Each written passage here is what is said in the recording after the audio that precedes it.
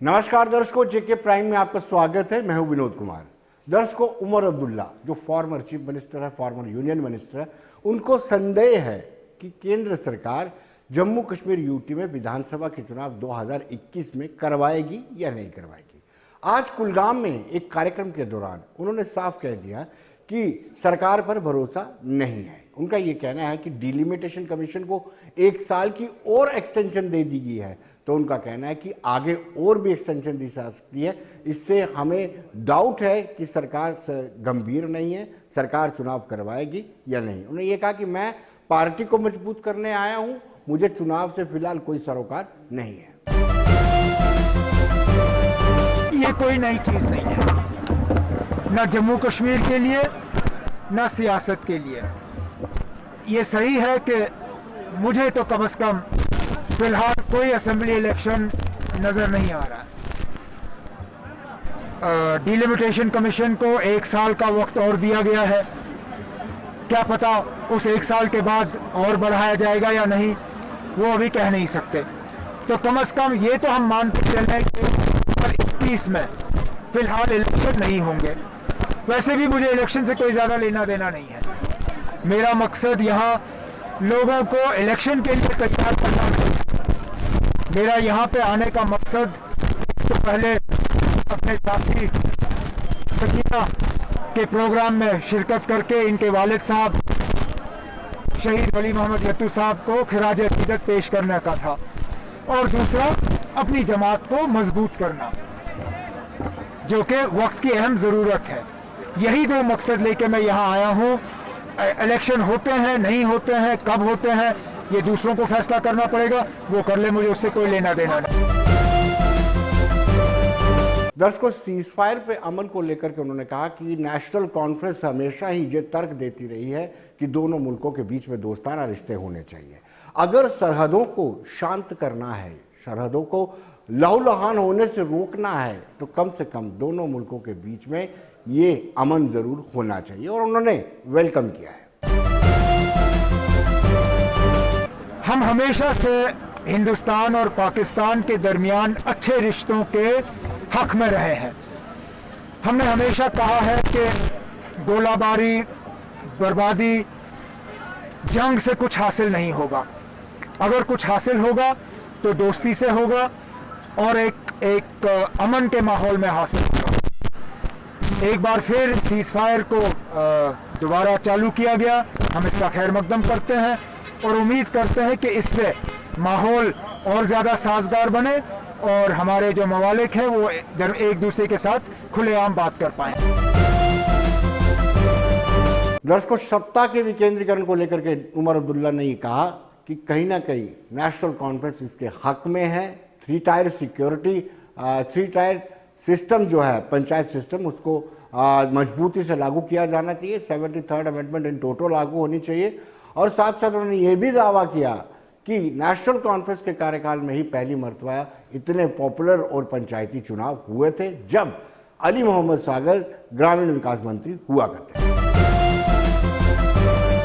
तो हम हमेशा डिसेंट्रलाइजेशन के हक में रहे हैं। हमारे दौर में सबसे कामयाब पंचायत इलेक्शन हुए जब जनाब सागर साहब रूरल डेवलपमेंट के मिनिस्टर थे।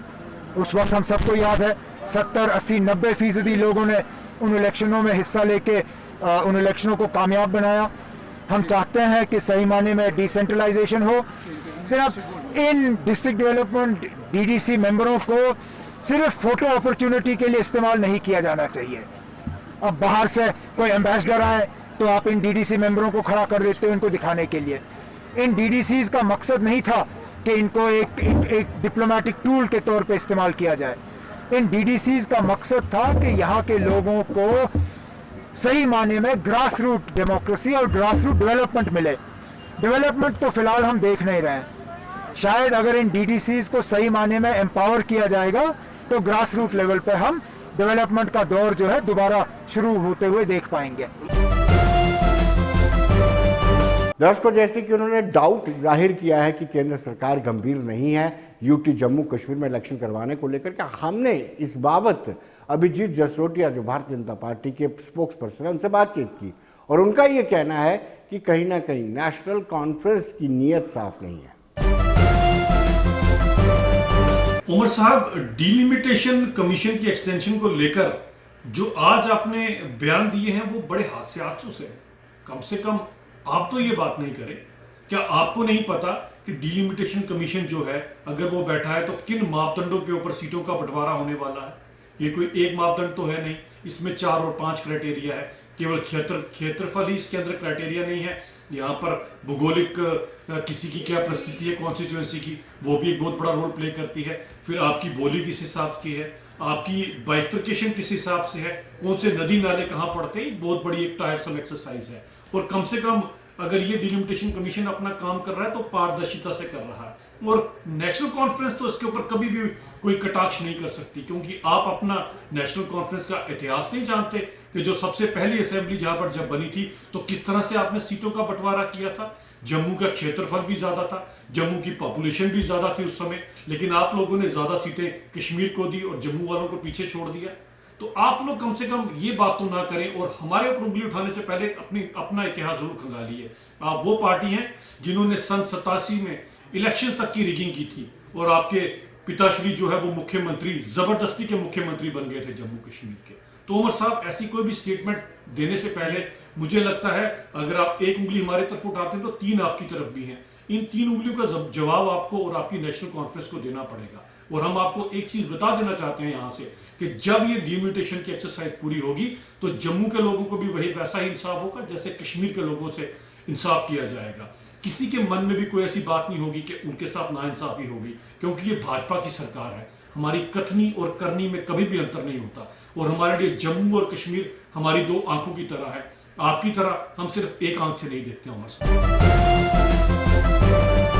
दर्शकों, हम जम्मू बार एसोसिएशन के चुनावों की बात करेंगे। अब चुनाव नए तरीके से होंगे, क्योंकि आखिरी जनरल हाउस की मीटिंग में यह फैसला लिया गया है, तरमीम अमेंडमेंट की गई है कॉन्स्टिट्यूशन में, कि जो प्रेसिडेंट के इलेक्शन लड़ेगा उसको एटलीस्ट 30 साल की प्रैक्टिस उसकी होनी चाहिए। और साथ साथ उन्होंने ये भी कहा जो वाइस प्रेसिडेंट के इलेक्शन लड़ेगा उसकी 25 साल का अनुभव, प्रैक्टिस होनी चाहिए। एक नया बेंचमार्क सेट किया है कि जो इलेक्शन लड़ेंगे उनका एक्सपीरियंस होना चाहिए। ये हमने बातचीत रिटर्निंग ऑफिसर से की, एडवोकेट सरदार सुरेंद्र सिंह, उनसे हमने बातचीत की। आइए देखते हैं उनका क्या कहना है। मैं Surendra Singh, former president bar association Jammu. इस वक्त मुझे चेयरमैन रिटर्निंग ऑफिसर अपॉइंट किया गया इलेक्शन, बार के इलेक्शन होल्ड करने के लिए। हर साल बार की इलेक्शन होती थी, बीच में एक बार 2 साल के टर्म भी हुआ। तो ये इलेक्शन की ड्यू थी हमारी बार के इलेक्शन, ये अप्रैल 2020 थी, 2020। लॉकडाउन की वजह से इलेक्शन हो नहीं सकी।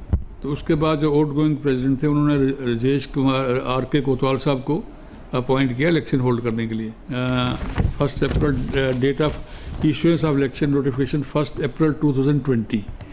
Last date of filing application form 10 April 2021, वो भी 21 है। Date of withdrawal of the nomination 15 April 2021। Date of election if needed 24 April 2021। इसमें हमने एक कंडीशन रखी थी कि 50% एटलीस्ट बार मेंबर जो हैं वो डिपॉजिट करवाएं, यदि जमा करवाएंगे फिर इलेक्शन होगी। फिर हमने एक जनरल उसकी मीटिंग की थी 12 जनवरी को। उसमें कुछ अमेंडमेंट कॉन्स्टिट्यूशन अमेंड किया था, तो जनरल हाउस ने वो कुछ अप्रूव की थी, कुछ उन्होंने कहा जी सिलेक्ट कमेटी बना के अमेंडमेंट, उसको उस अमेंडमेंट के मुताबिक हमने इस पर क्राइटेरिया फिक्स किया है कि जिस वकील की 30 साल से ज़्यादा प्रैक्टिस होगी वो प्रेसिडेंट की इलेक्शन लड़ने के काबिल होगा, एलिजिबल होगा। 25 इयर्स जिसकी इलेक्शन प्रैक्टिस होगी वो वाइस प्रेसिडेंट के लिए इलेक्शन लड़ सकता है। 20 इयर्स जिसकी एज होगी वो सेक्रेटरी के लिए लड़ सकता है। 10 इयर्स फॉर जॉइंट सेक्रेटरी और 5 इयर्स फॉर कैशियर। दर्शकों, पिछले साल चुनाव नहीं हो पाए, 2019 में चुनाव हुए थे, अप्रैल 2020 को चुनाव करवाए जाने थे, कोविड-19 के चलते ये चुनाव नहीं हो पाए थे, और अब ये चुनाव अप्रैल 24 को होंगे। 1 अप्रैल से नॉमिनेशन फाइल किया जा सकेगा, लेकिन युवा सदस्यों में खासा उत्साह है। वकीलों का कहना है कि नई टीम आएगी, नए लोग आएंगे तो उनकी समस्याओं का निवारण करेंगे। देखिए, ये आप जैसा कि जानते हैं हमारा इलेक्शन पिछले 2019 में हुआ था। उसके बाद जो कोविड महामारी के कारण इलेक्शन हमारा जो पेंडिंग है, तो आप जैसा कि जानते हैं इतनी बड़ी महामारी पूरे विश्व में जो कोविड महामारी फैली, उसके कारण हमारे खासकर जो वकला साहिबान काफ़ी दिक्कत फेस करनी पड़ी, जिसमें आप देख रहे होंगे पिछले 1 साल से जब कोविड के दौरान ये लॉकडाउन रहा तो हमारे वकला जितने भी वकला साहिबान हैं, खासकर जो यंग लायर्स है, उनको काफ़ी सारी दिक्कत, अपना कोई यहाँ पे रेंट पे रह रहा है, फाइनेंशियल असिस्टेंस, सबकी काफ़ी सारी दिक्कतें थी। तो टीम जब तक हमारे पास एक इलेक्टेड टीम नहीं होगी तब तक हमारी ये दिक्कतें आगे चलती रहेंगी। तो हमारा अभी जैसा कि आपने देखा होगा लास्ट जनरल हाउस में डिसाइड हुआ था कि इलेक्शन होना चाहिए, और हमारे जो प्रेसिडियम बना था, हम वेलकम करते हैं उनका जो डिसीजन का कि जिन्होंने इलेक्शन डेट अनाउंस कर दी है जो कि 24 तारीख फाइनल हुई है। तो हम चाहते हैं कि उस डेट में इलेक्शन हो जाए जल्द से जल्द। दर्शकों, वकील ये मानते हैं कि पेंडेमिक में चुनाव नहीं करवाए जा सकते थे, लेकिन अब जब अदालतों में कामकाज रूटीन में शुरू हो चुका है तो अब ये चुनाव करवाए जाने चाहिए। उनका कहना है कि इलेक्टेड जो बॉडी होती है, जो नई टीम आएगी, उस टीम के आने से बहुत सारे मिसाइल्स जो हल नहीं हो पाए हैं उनका हल निकलेगा और साथ साथ लोगों को भी राहत मिलेगी। देखिए, इलेक्टेड रिप्रेजेंटेटिव्स का होना बहुत ज़रूरी है। जैसे हम अभी हर जगह पे डेमोक्रेसी है, इंडिया में डेमोक्रेसी है, और डेमोक्रेटिक इंस्टीट्यूशंस में इलेक्शन होना ज़रूरी है। और हमारा जो बार एसोसिएशन जम्मू है वो भी एक डेमोक्रेटिक इंस्टीट्यूशन है as per the constitution of bar association of Jammu. यहाँ पे इलेक्शंस होते हैं और जो इलेक्टेड टीम होती है वो 1 साल तक होती है। बट जैसे लास्ट टाइम जो इलेक्शंस हुए हैं अप्रैल 2019 के अराउंड हुए थे, तो 2 साल हो गए हैं ड्यू टू पैंडमिक और जो बाकी इश्यूज़ आ गए जिसकी वजह से इलेक्शन नहीं हो पाई। बट इलेक्टेड टीम होना बहुत ज़रूरी है। इसलिए इलेक्शंस, जो मेरा मानना है कि इलेक्शंस अभी जैसे 24 अप्रैल को हो रहे हैं तो वो होना ज़रूरी है, और इलेक्टेड टीम होना एक रिप्रेजेंटेशन के लिए बहुत इम्पॉर्टेंट है। दर्शकों, अब सवाल ये उठता है कि बार एक ऐसा प्रेशर ग्रुप है जो निरंतर दबाव बनाता है। जितनी भी जम्मू संभाग की एजिटेशन हुई हैं उसमें बार एसोसिएशन का एक इम्पोर्टेंट रोल रहा है। अगर हम बात करेंगे लैंड रो की या उससे पहले जो एजिटेशन हुई थी उसमें बार का एक अहम रोल था। अब नई टीम चुनने के लिए हर एक व्यक्ति जो सदस्य है वो उतावला है कि अच्छे लोगों की टीम को चुना जा सके। इलेक्शन जो है वो ऑलरेडी अनाउंस हो चुका है। जैसे कि आप सबको पता है कि जो पिछली टीम का इलेक्शन हुआ था वो तकरीबन 2019 में अप्रैल में हुआ था, और अप्रैल 2020 में उसका टेन्योर ख़त्म होना था। लेकिन कोविड की रिस्ट्रिक्शंस की वजह से कुछ देर के लिए वो डिले हुआ, और उसके बाद एक प्रेसिडियम की फॉर्मेशन हुई जिसमें हमारे सारे सीनियर्स मेंबर्स थे बार के। उन्होंने टाइम बिंग, क्योंकि इलेक्शन नहीं हो सकती थी, इस कारण एक एमरजेंटिक एक हेडलेस नहीं छोड़ना था बार को, तो उन्होंने एक प्रेसिडियम की शेप ली।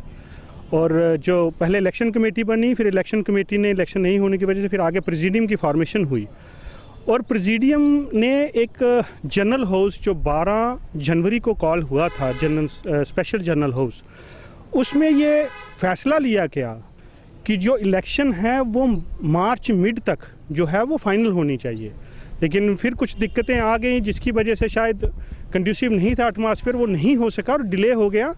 तो अब जो पिछले दिनों प्रेसिडियम ने ये फैसला लिया है, जो स्वागत योग्य फैसला है, कि 24 अप्रैल को डेट फिक्स कर दी गई कि इलेक्शन जो है 24 तारीख को फाइनल है, और ये 24 तारीख को इलेक्शन हो जाएगा। 1 तारीख को नोटिफिकेशन आएगी और 10 तारीख को जो लास्ट डेट रहेगी नॉमिनेशन की, 12 को विड्रॉल होगा, और 24 तारीख अगर ज़रूरत पड़ी इलेक्शन की तो इलेक्शन हो जाएगी। दर्शकों, अब हम बात करेंगे मानवता की। जब हम मानवता का जिक्र करते हैं तो पार्टीशन की याद आती है। जब विभाजन हुआ था 1947 में, किस तरीके से मार काट हुई थी, लेकिन उस पार के लोग जो इस पार आए थे उनको लोगों ने दिलों में बसाया था। ऐसा ही मामला हरबंसी का है। तब वो 7.25 साल के थे और वो आकर के जम्मू में जिस जगह रुके थे, आज वो लंबे अंतराल के बाद उस घर में पहुंचे। हालांकि जो उनका मित्र था उसका अब देहांत हो चुका, लेकिन उनके बेटों से उन्होंने मुलाकात की। मुलाकात करते करते वो भावुक हो उठे और उनका कहना था कि इस परिवार के साथ हम कई महीनों तक रहे, लेकिन इन्होंने एक भी कोई पैसे की डिमांड नहीं की। आइए देखते हैं।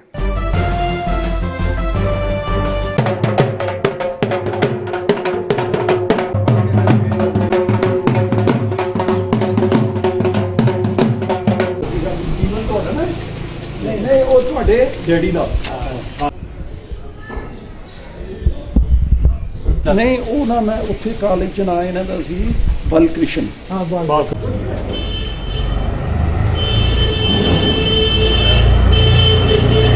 ਜਿਹੜੀ ਹੈ ਮੈਂ ਮਜ਼ਾਕ ਚ ਕਹਿਣਾ ਹੋਣਾ ਪੰਡਤਿਆਣੀ ਤੁਹਾਡੀ ਬਰਾਦਰੀ ਦੀ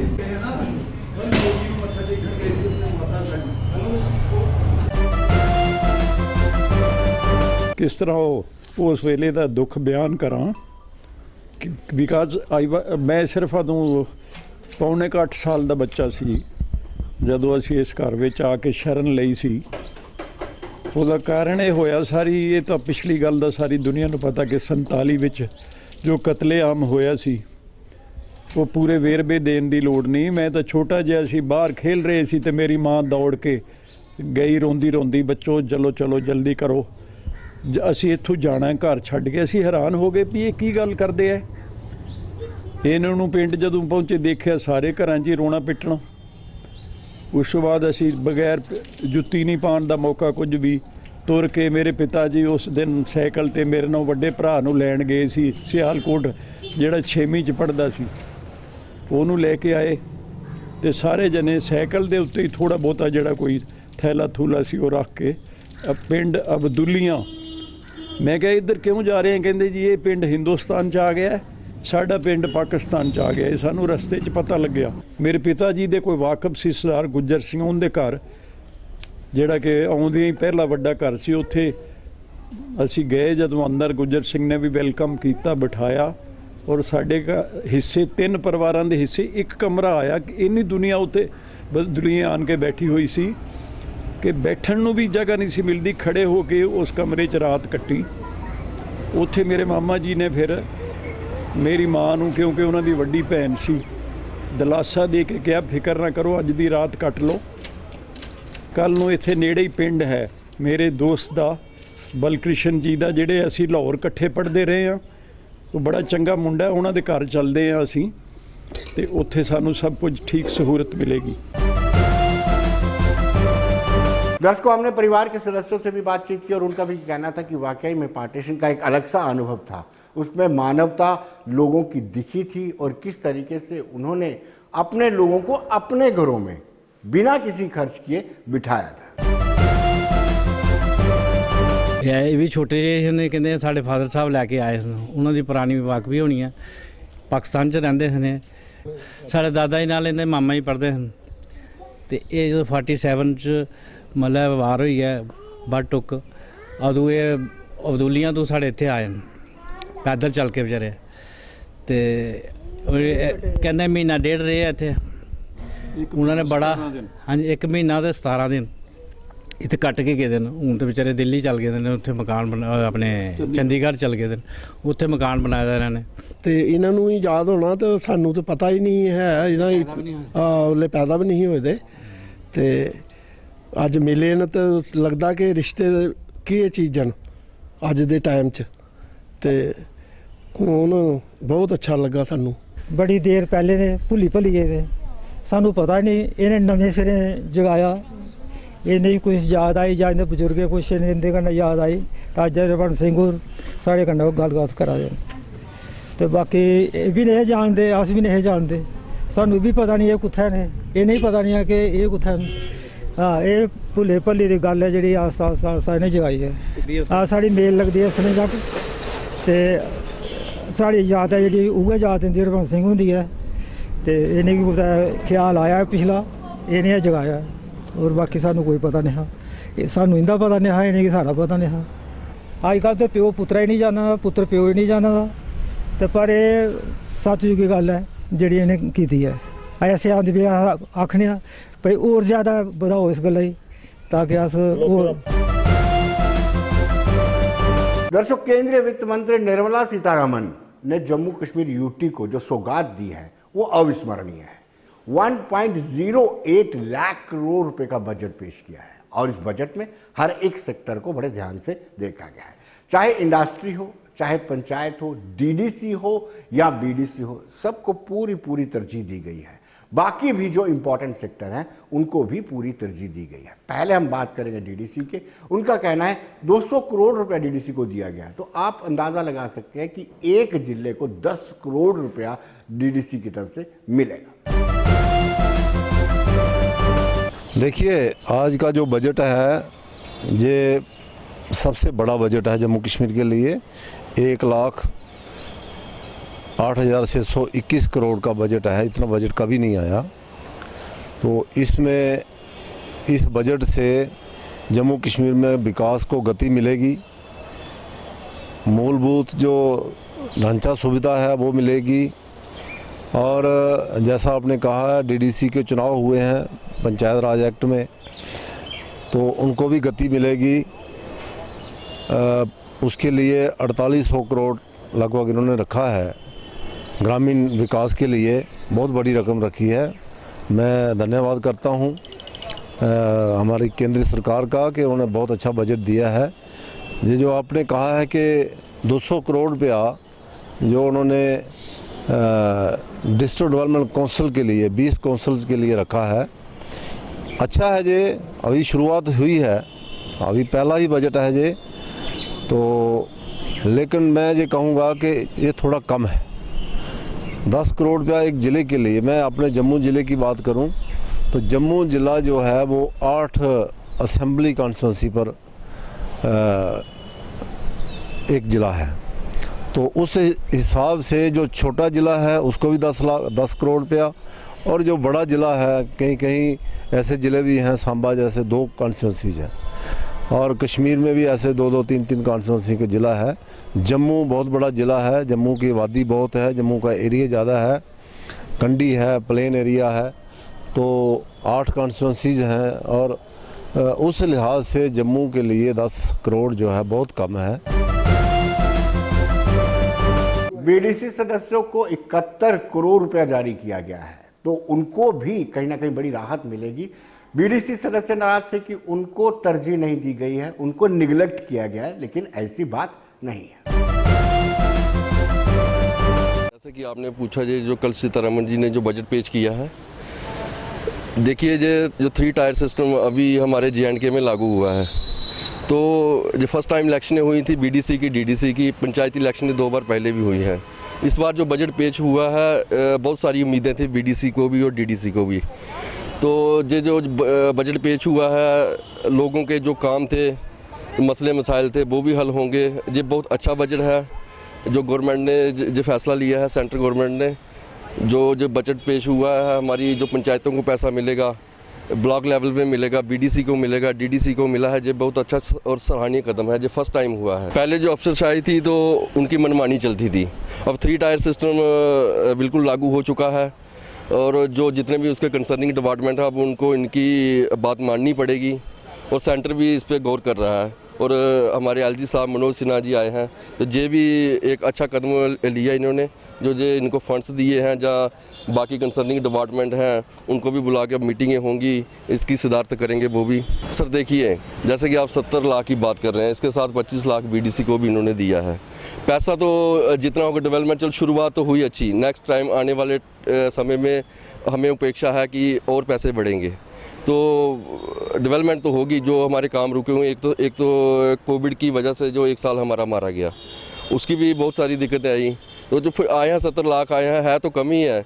अपेक्षा करेंगे हम कि हमको इनको पंचायतों और शक्तिकरण इनको किया जाए और इनको और पैसा मिले। हालांकि कॉरपोरेटर्स खुद को ठगा हुआ महसूस कर रहे हैं। कॉरपोरेटर्स का कहना है कि उनके लिए इस बजट में कुछ नहीं है जो चिंता का विषय है। जम्मू म्युनिसिपल कॉरपोरेशन ने कहा कि 15 करोड़ रुपया उनका राजस्व है जो उनके अपने इंटरनल रिसोर्सेज हैं, और 15 करोड़ से 75 वार्ड में विकास नहीं किया जा सकता है, और यही एक कारण है उनका कहना है कि उनको कुछ दिया जाना चाहिए था जो केंद्र सरकार की तरफ से नहीं मिला है। खुशी की बात है कि पंचायती राज एक्ट को उसमें जो 3 टायर सिस्टम है, 3 टायर सिस्टम को मजबूत करने के लिए उन्होंने पंचायत लेवल पर और ब्लॉक लेवल पर और डिस्ट्रिक्ट लेवल पर जो 3 टायर सिस्टम उन्होंने बनाया है। डीडीसी को, जो डीडीसी के मैं चेयरमैन हैं, उनको 200 करोड़ रुपया और 71 पॉइंट कुछ उनको बीडीसी चेयरमैन को दिया है। हमें इस बात की खुशी है और सरपंचों पंचों को मिला, लेकिन हमें दुख इस बात है कि व्हाट अबाउट यूएलवी, जो अर्बन लोकल बॉडीज़ हैं उनके लिए क्या है, अर्बन लोकल बॉडी के लिए मतलब क्यों जो कॉरपोरेटर्स हैं उनके लिए क्या है, इस बात का हम दुख है। हमें चाहेंगे ज़्यादा से ज़्यादा फंड्स जो हैं वो उनको भी मुहैया कराने चाहिए ताकि वो भी अपनी वार्डों को मजबूत कर सकें। नमस्कार, Amit Gupta, corporator ward number 19। देखिए, अच्छी बात अगर दिया भी है, डीडीसी इलेक्शन चेयरमैन जो बने हैं, जो पंच बने हैं, उनको दिया, चलो अच्छी बात है, हमारे जम्मू के लोग हैं। मगर जम्मू म्युनिसिपल कॉरपोरेशन को इग्नोर क्यों? जो 75 कॉरपोरेटर को जो कॉरपोरेटर बने इनको इग्नोर क्यों किया है? इनको फ़ंड क्यों नहीं? सिटी में डेवलपमेंट कहाँ है? ये स्मार्ट सिटी की बात करते हैं, जम्मू म्युनिसिपल कॉरपोरेशन को भी फ़ंड देना चाहिए कि यहाँ भी बहुत ज़्यादा ज़रूरत है। ये आप सिर्फ गांव या विलेज की तरफ देख रहे हैं, सिटी में इतना बुरा हाल है। पीएचई की पाइपें देख लीजिए, नाली गलियाँ देख लीजिए, स्मार्ट सिटी की बात करते हैं, इधर भी पैसा देना चाहिए, क्यों नहीं दिया गया? डेवलपमेंट देखिए, अभी ये कॉरपोरेशन 2 साल हुए बने हुए और हमने अपने एरिया में रेवेन्यू बढ़ाया है, कम से कम 200 करोड़ या 300 करोड़ का रेवेन्यू बढ़ा दिया है हमने। जब से हम 75 कॉरपोरेटर बने हैं हमने ज़्यादा रेवेन्यू जनरेट किया है। पहले ये कॉरपोरेटर नहीं थे तो ये कहाँ से रेवेन्यू लाते थे? मेरे वार्ड का, सिर्फ मेरे वार्ड नंबर 90 का 10,000 या 20,000 रेवेन्यू आता था। आज वार्ड नंबर 19 का रेवेन्यू 11 लाख हो गया, 11 लाख से ज़्यादा बन रहा है, साल के ऊपर चले जाएगा। तो हमने रेवेन्यू जनरेट करके दे रहे हैं। मगर गवर्नमेंट को चाहिए जम्मू म्युनिसिपल कॉरपोरेशन को अगर खड़ा करना, मजबूत करना है तो यहाँ कॉरपोरेटर को भी फंड देना चाहिए। जैसे आप एमएलए को पैसा देते हैं साल का 5 करोड़ रुपया, अगर आप कॉरपोरेटर को 2 करोड़ भी दे दें, हम अच्छा डेवलपमेंट करेंगे। ऐसी पॉलिसी लानी चाहिए ना। अब पॉलिसी आप लगाएंगे, डीडीसी वालों को दे देंगे, अच्छी बात है, हमारे भाई हैं, वो भी इलेक्शन इलेक्टेड जीत के आए हैं, मगर आप कॉरपोरेटर को इग्नोर क्यों कर रहे हैं? दर्शकों, पंचायत कॉन्फ्रेंस ने स्वागत किया है और उनका ये कहना है कि ये वेलकम स्टेप है और 73rd अमेंडमेंट को इन टोटो लागू करने के लिए सारी चीज़ें ज़रूरी थी। जो लेफ्टिनेंट गवर्नर हैं हमारे मनोज सिन्हा साहब, उनका भी शुक्रिया अदा करते हैं कि हमारे पंचायतों के लिए बजट जो रखा गया है उसका हम वेलकम करते हैं, क्योंकि ये पहली मर्तबा जम्मू कश्मीर के अंदर ये ऐसा बजट जो है वो आया है। इसके लिए हम लोग थैंकफुल हैं हमारे प्रधानमंत्री मोदी जी के भी और हमारे गृह मंत्री अमित शाह जी के, और उनके साथ साथ जो हमारे फाइनेंस मिनिस्टर हैं उनके भी हम शुक्रिया अदा करते हैं, मशकूर हैं उनका कि उन्होंने पूरे 3 टायर के लिए जो है वो बजट जो है वो जम्मू कश्मीर के अंदर जो है वो दिया है। सबसे पहले तो मैं कहना चाहूँगा कि 30 करोड़ रुपया जो बजट है, 30 करोड़ रुपया उन्होंने रखा है डीडीसी और वीडीसी के ऑफिस को स्टैब्लिश करने के लिए। तो दर्शकों, बने रहिए देश दुनिया की खबरों के लिए और मुझे दीजिए इजाजत। नमस्कार।